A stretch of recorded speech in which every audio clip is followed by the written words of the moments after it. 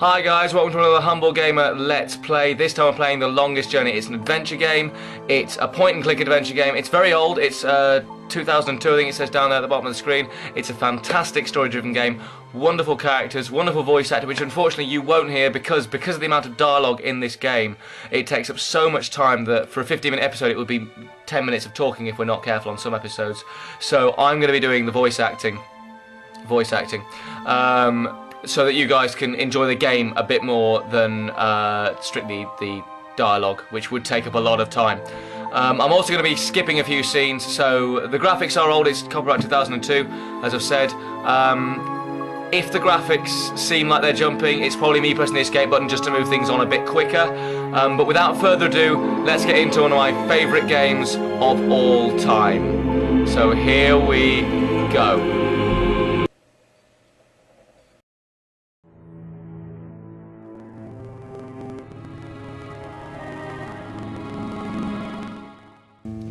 Here we go. So, you've come to hear me tell a story, have you? If you please, we'd love to hear one of your stories. You have seen so much, you have lived so long. So good of you to remind me of my age, child. No, don't worry, I am an old woman, but I've lived a long and fulfilling life, and I do have stories to tell. Which story would you like to hear? A true one, a true story. All my stories are true, child. There are enough fairy tales in the world already. There's no need for me to make up more, believe me. Tell us a story of the balance, then. You want the story of the balance? Oh, that's a long story, child, and not the one I'd venture to tell at this hour. But perhaps I could tell you a story that I heard a long time ago. A story that became a crucial turning point in the history of the balance, and that set in motion wheels that, to this day, are still turning. Please, yes, that does sound like a story we would like to hear. Very well.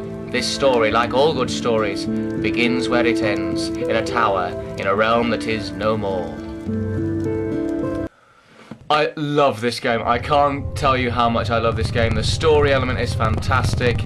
It's really, really very good. Produced by a company called Funcom. I've got the box art here somewhere. Here it is. There is a sequel to this called Dreamfall, which we'll also be playing. Yes, it is. It's Funcom, and I'll put the website up and links to this where you can find it up in the description. So if anyone is interested in playing it for themselves, please do. It's a fantastic game. Given that every episode's only going to be 15 minutes long, it's going to be quite a long Let's Play. So do come back. It's going to be like a mini-series.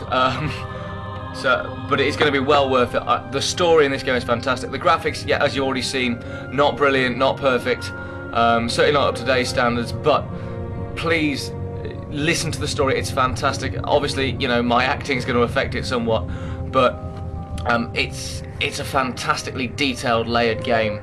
I've never finished it. My mum has, and I know other people that have, but I personally never finished it, so going through this and watching it unfold before my eyes is going to be the same effect that you guys have, because it's just, I have no idea what goes on after a certain point. The one problem with this game that I found was the logic in the sort of item combination menu, which you'll see in a moment, isn't always what I would call real life logic. So probably watch me get really, really annoyed and hacked off, and I might rage quit a couple of times. Because it is one of those stories where if you don't pick everything up and you can't figure out what's going on, you can't actually go forward. There's no way of skipping things. It's not like Oblivion or Skyrim where you can come back to it at a later date. No, it's a very linear story. You have to get everything in the right order or the game won't progress. So I love this title sequence. So such a sort of enigmatic title, it doesn't really give much away. But actually, even now, these graphics, I mean, they're not perfect, but very beautiful. I love the soundtrack as well to this game. And actually, although I've cut it out in this game, if you do play it yourself, the voice acting is very, very good. I enjoy the voice acting. It's very, very well made and well written and well acted stories. So, there we are, April Ryan. Wonderful character. One of my first gamer crushes. Yeah, I have gamer crushes. Yeah, for pixels, she's very nice. And oh, the bits of my mind are falling away like a wet cake. Comment in below if you know the reference. Didn't do it perfectly, but... And we're in the game, here we go. Oh no, don't tell me I'm dreaming again. You know, for once, just once, it would be nice to have a decent night's sleep without waking up screaming from a bad dream at 4 AM. Hanging with you, sister. Back in the game, as you can see, we've got a cursor there that can click on things like the landscape. Postcard pretty, it's really not. And you can also click on her, which is quite fun because she gets very self-aware. I'm in my undies, that's so not appropriate. She sounds like a friend of mine. You know who you are.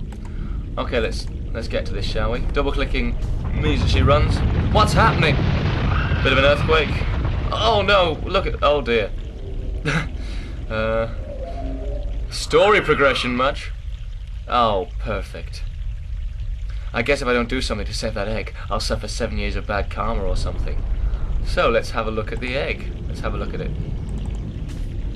It looks reptilian, but it can't be. It's much too big, and I don't much care for reptiles. And let's try and pick it up. It's one of those games where you have to click on everything in the screen. Did that sound come from the egg? Boy, that's some chick. So are you, April. I don't think I can get a good grip on it. It's too big and slippery, and I might drop it by accident. That's what she said! Okay, let's see what else is around.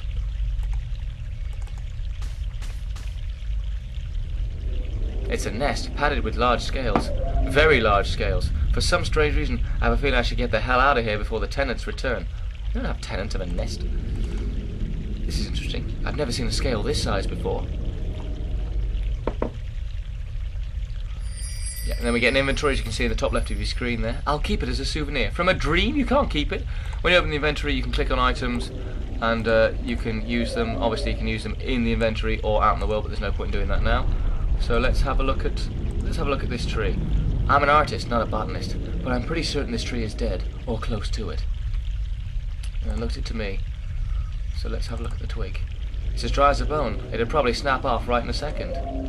Well, there we go. Let's have a look at this. Let's have a look and snap the twig off. Not a euphemism. Oh. Oh, the suffering we must endure. What? Why do you take such pleasure in torturing us? Torturing you? Who are you? We are the voice of all trees, the spirit of wood and leaf. You're a talking tree? It's Tolkien-esque at times.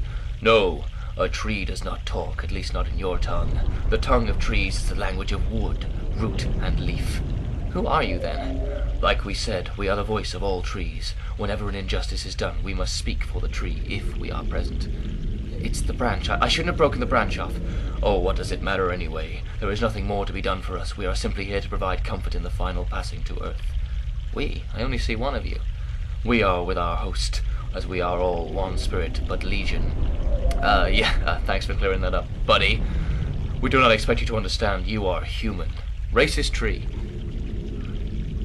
What happened to the tree? Oh, the pain. As the battle raged, Battle? Between the mother and the black chaos. She was only protecting her child, but it would not back down, and the force of their battle shook the mountain. The brook that fed us was led astray, and without water we begin to wither and die. What's the deal with the egg? Egg? What egg? Oh, of course, the child. Whenever the mother was absent, we were entrusted to the safety of the child, but now, withered and without strength, we can do nothing to help. We have failed the mother, and we despair. Our shame knows no bounds. Who are you again? We are the wood spirit.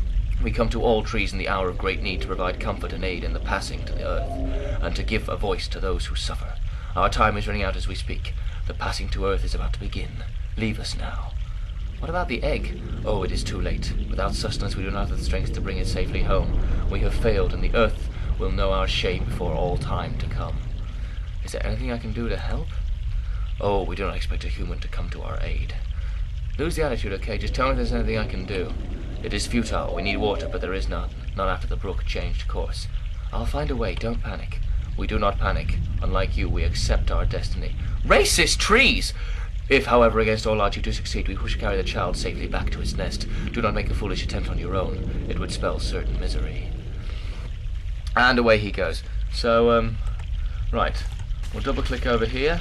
And this is the first puzzle, but because this has been quite a long introduction, I'm going to cut it here. So thank you very much for watching. Do come back and watch the next episode, where hopefully a bit more story will happen, and I can get out of at least the prologue and into the next chapter. So we shall leave it there, and thank you very much for watching. I'll see you in the next part. Bye-bye.